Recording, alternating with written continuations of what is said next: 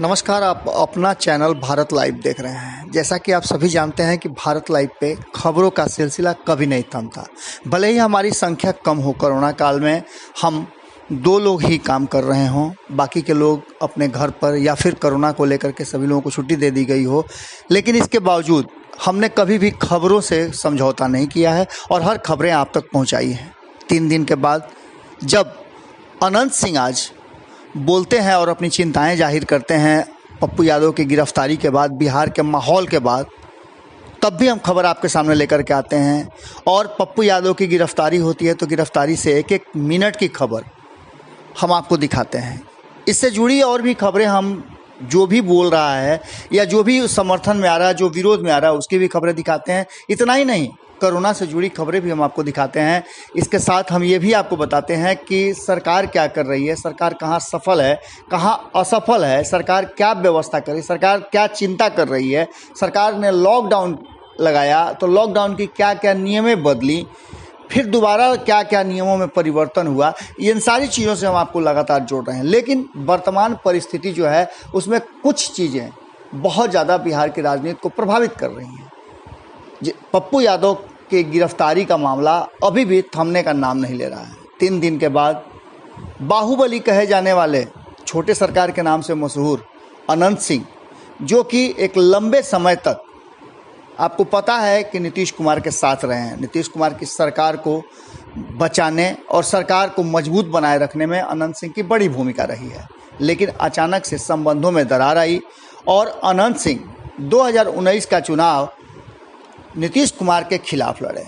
उसके बाद से 2020 के चुनाव में वो आरजेडी का दामन थाम लिया और आरजेडी के उम्मीदवार के रूप में उन्होंने फिर से जेल से ही चुनाव जीता।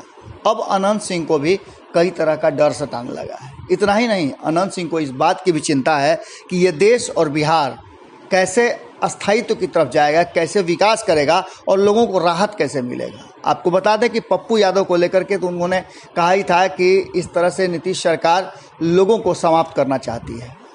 उन्होंने साफ तौर पे कहा था। और उनके जो प्रतिनिधि हैं बंटू सिंह, अब तो वो आरजेडी के ऑफिशियल प्रवक्ता भी हैं, उन्होंने भी चिंता जाहिर की थी कि हमें डर है कि कहीं अनंत सिंह को भी खत्म न कर दिया जाए जेल में। इन सब बातों के बीच अनंत सिंह का बयान आया है। उन्होंने इस देश और बिहार की स्थिति पर चिंता जाहिर करते हुए साफ तौर पे बताया है कि अब इस देश को जिस दौर से गुजर रहा है उसमें मनमोहन सिंह की ज़रूरत है।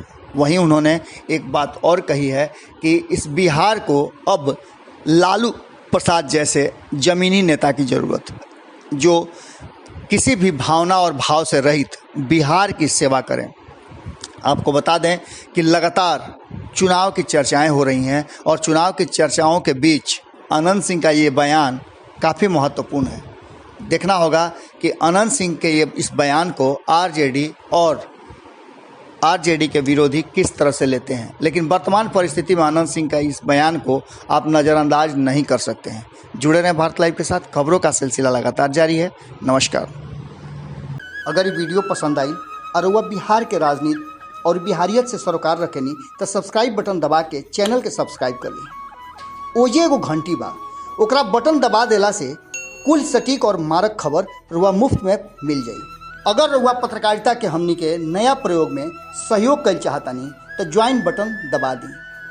पेटीएम नंबर नोट कर ली 9386816700। धन्यवाद।